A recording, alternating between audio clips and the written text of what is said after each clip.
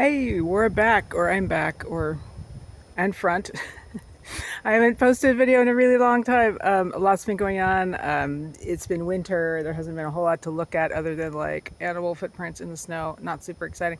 So I thought I'd take a little walk up the ridge. I found something interesting off the main road. The Forest Service has made a fire trail up there, a fire break, because they're going to be doing a lot of burning. You see all that underbrush there. Lots of little manzanita and crap, and so in the in order to protect the other properties and such, they've done a fire break here, and I thought I would point out some interesting stuff that is here and at the top of the ridge way up there. I'm going to be walking up there, so I will take you along with me. Here we go. First off, I'm in the gold country, as you probably know, and here is a vein of exposed quartz, and that is what you're looking for when you're looking for gold. Now the property I'm on has an old quote-unquote gold mine on it. No gold was ever found there that we know of, but when you're here in the gold country, you're looking for that red iron soil and those quartz veins that lead to gold. And then there are hills. So I'm going to be climbing up this really steep slope. So I'm going to be showing you some neat stuff that I've found along the way. Oh, well, there's something right here. Here is some little brodeas coming up. It is currently March, and we've had a nice mild winter, unlike last year. So these are probably going to be what's called blue dicks. That have a blue flower later on in the spring. Here's some of these guys just starting up. I'll put the name of them down below. Off the top of my head, I can't remember at this very moment, but I will tell you shortly. Hey, just a few steps more, and I've found some of these great little wild violets. These are so cute. Oh, this is great. These violets are everywhere. They were not here the last time I walked up this slope a few days ago. Yay, spring. I can see my house from here.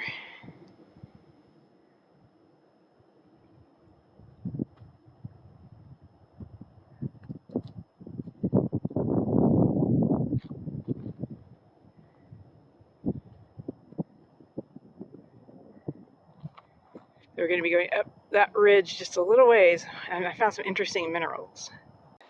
Now here's this mineral. I was walking along this ridge and I saw that over there. I'm like, what? It's like green. What is that? That old tarp? What am I looking at? Because God only knows out here, right? With hunters and other folks wandering around in the woods. So I walk over to it and it's like, no. It's some mineral that I cannot identify, but maybe one of you can identify. It looks like granite, but it's not. It's green and has all these little specks in it, but that's definitely a grayish green. I don't know if that color is really coming through, but not only that, it's like this whole pile of it. It goes all the way down there, all these broken up pieces. And it's this whole thing just goes all the way down, all these broken up pieces. And the edge, the outside, I guess, looks like it's been melted or something. This whole ridge did burn in the, I think, 1987 fire, but I don't know that it was hot enough to melt rocks. And if so, what kind of rock is this? Maybe a kind of feldspar? I don't know. I actually sent pictures to someone to help me possibly figure out what this is. There's two such little outcroppings of this weird greenish, grayish speckled rock. The only other thing I can find that looks even remotely similar is green spot jasper, I think. It's neat though. But again, if anybody here can identify that, that would be grand, because it's a mystery I have yet to solve. Sorry about any wind noise. There is a storm coming in, but bear with me here. So now we're going to go back the way we came, down the slope, and I want to show you some interesting plants down that way. It's actually a new phone. I haven't made any videos with this phone before, so we'll see what kind of a job it does. It's got to be better than my last phone. This is a Moto Edge 2022, so we shall see. I was getting some really cool, super slow motion video earlier this morning just to play with the settings. So yeah, maybe I can ditch the GoPro. That'd be nice. I sometimes take that path over there. It meets up, it goes along the ridge and then meets up with the road I usually walk on. But today we're going to go on this road, which is the road that I don't go all this way because it's very steep, as you'll see in a second here. But it's a big loop basically. So it's one of the Forest Service roads that cuts off about a mile from my house and then heads north and then heads, it goes, north and then heads west. Anyway, so I don't usually go this way, so I thought it would be interesting to show you some of the different stuff down in this little kind of more shaded area. Now we're dropping down into the creek canyon, and if you hear that snapping, this is saving my sanity right now. It's pretty great. I just got it. It's way more powerful than my other bug zappers, and man, there's so many gnats out here. It's just unbelievable. Even in March, they're just clouds of them. Oh! Yay, native bumblebee.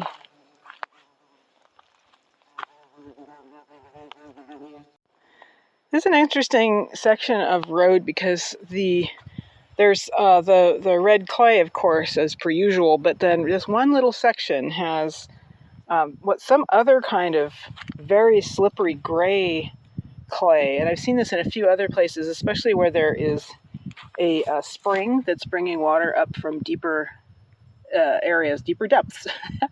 And so it's just interesting that this one little area has this gray slippery clay that isn't anywhere else in the neighboring area, and then some areas of some yellowish clays. So there's a variety of different soils, minerals, rocks. It's a very diverse place. And this is actually part of what I wanted to show you is I believe this is some kind of a juncus plant, which is usually in more wet areas, so I'm not sure why it's growing here, but I think that's what this is. I've had trouble identifying it. It gets these kind of, juncus-like flowers, and then you can see these seed pods on here from last year's flowers. But there's several clumps of it all along in this section of the road. Ordinarily, juncus root is a black color in baskets further north from where I'm at, more the north part of California. I don't know if this juncus can be used like that. I don't know if it is juncus. I'm not sure what it is, but it's really neat. So I thought that maybe some expert plant person out there can help identify what this actually is. Well, let's see, I'm 5'2", and it comes up to about 5'2", so it gets about 5 foot tall from the base.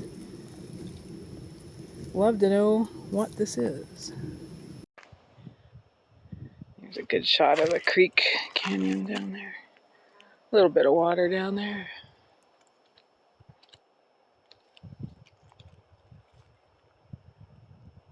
Water strider. Those are such interesting insects, the way they can walk on top of the water like that.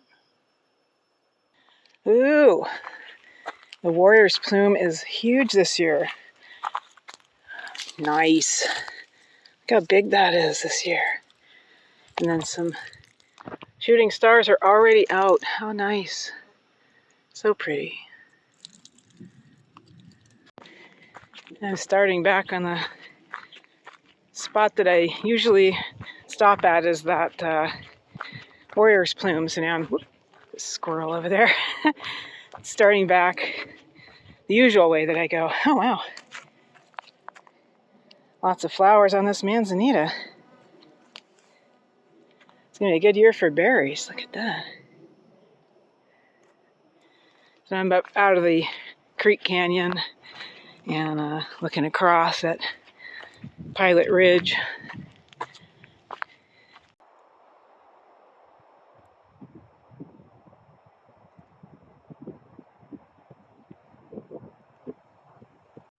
Some interesting erosion in the red clay here.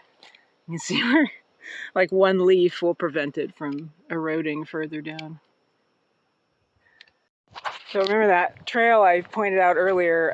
This is where it connects in with my usual road, and unfortunately we have idiots running their dirt bikes up and down these little trails, causing all kinds of erosion. They're not even supposed to be on this road until after April 15th.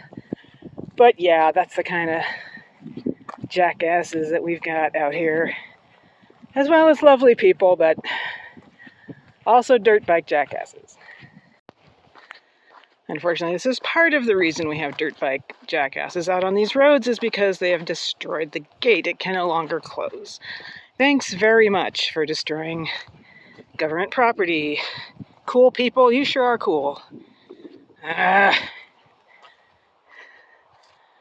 Thanks for that. If only. Early butterfly. Hope it doesn't get too cold. Hope you make it.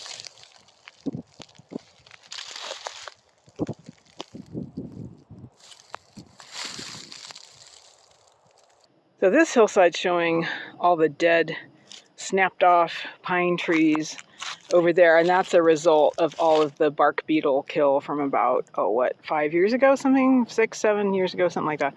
So that's how it's affected the forest here. It's not a cajillion pine trees, and honestly, it's not a bad thing because it's thinned out some of this kind of overgrowth. Some of these areas were planted, they were tree plantations back in the 1950s. People thought that they had to reforest everything in the world after a fire, and unfortunately overplanted these ponderosa pines to the point where they were just so crowded and so growing up so tall because they were competing with each other for light that they got spindly and kind of frankly a fire hazard in themselves, starting the whole cycle all over again. So between nature and the Forest Service cutting out some of this overgrowth, it's now taking its own path into the future here. Traces of actual blacktop pavement on this Forest Service road out in the middle of nowhere. This whole thing was actually paved at one point, and that's a whole other story I won't bore you with at the moment, but yeah, interesting. I wish it was still paved. Wouldn't that be nice? And now we come full circle. Fun fact, the Forest Service is actually under the control of the U.S. Department of Agriculture, not the Department of the Interior. Here's more of this. People on dirt bikes.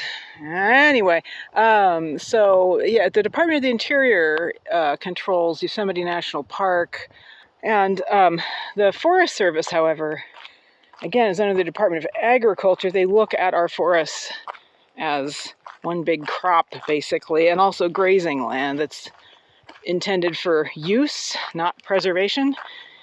It could be part of why they planted so many pine trees and kind of overgrew everything, because maybe they were looking at it as a future crop. There was actually a sign back there somewhere that was marking this out as a penny pines plantation, and what that means is that people used to pay a penny and get a pine tree to plant in the forest, so hence the penny pines. And that was, again, was in the 1950s, so it was kind of a thing, you know, to reforest everything everywhere, and well, we will overplant this and it will now be a giant fire hazard in the 1980s. Great, thank you. Because ponderosa pines grow really fast. That tree there, well, you probably can't tell from my bumpy video here, but I mean, that's probably like a, you know, maybe a 20-year-old tree, maybe, and it's already, I mean, I can't even estimate how tall that is, but I mean, it's towering over this live oak. So, yeah, I mean, they're a good lumber tree and all, but if you don't cut them and thin them out, well, then you have titanic fires. So, It's all human management, because as we now recognize, the local native people would do undergrowth burning and would maintain sedge beds for weaving plants and would, maintain a lot of this in ways that, later peoples didn't understand, and so they kept putting out every single fire. Fire's bad, and well, actually, no. Now, as we now know, fire is good unless you've let things grow to the point where it causes titanically giant fires, like the rim fire, which was only about 2 miles away from my house that direction. That was very scary. Now this, I'm not sure what it is. It has, well, obviously there's no leaves on it right now, but this past summer I was looking at it. This is getting rapidly larger. I don't know if it's a volunteer apple, like someone threw an apple out of their car and it just sprouted here, or if it's a Sierra wild plum. I don't know. It hasn't put out flowers or fruit yet, so I don't actually know what this is, but I will keep you updated on that exciting development. And then over here, there are some really, really large, oops, sorry about the wind. There are some really large soaproot bulbs right here. There's a good spot for them. I mean, you can see last year's flower stalk is absolutely huge. I mean, that's for a soaproot, that is really big. So this is very happy here, and it has little soaproot babies. So I'm very happy to see these return, and we'll be showing you them in another video, I hope. There's some wild honeysuckle sprouting great in this wonderful weather we're having. The willows are starting to pop and do their thing.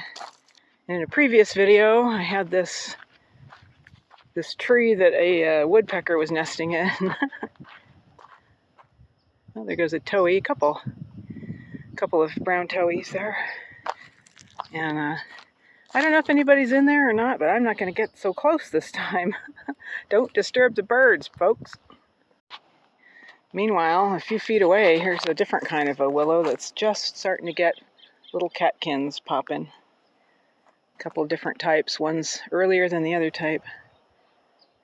Here's the creek, or a branch of the creek, and right near my house. And here's some of the native mugwort just starting to come up. Oh, and then look at these guys. Hey. Oh, here's columbines. That's columbines is what that is. And then I don't know what that is. I will have to look that one up. Neat. Oh, we're water striders. I do love them so.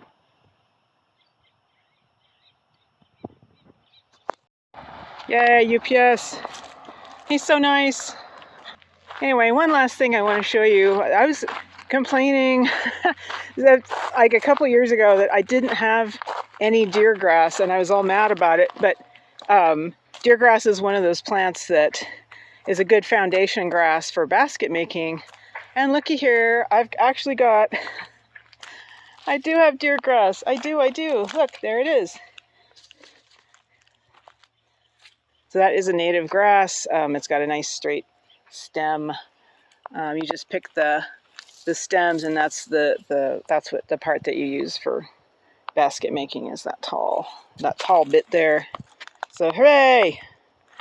I've got some, and it doesn't hurt to plant because you just pick the dry stems. I always shake the seeds off just so that it can repopulate itself, of course. So I don't need the seeds for anything, so I just leave them here and then take the stems home.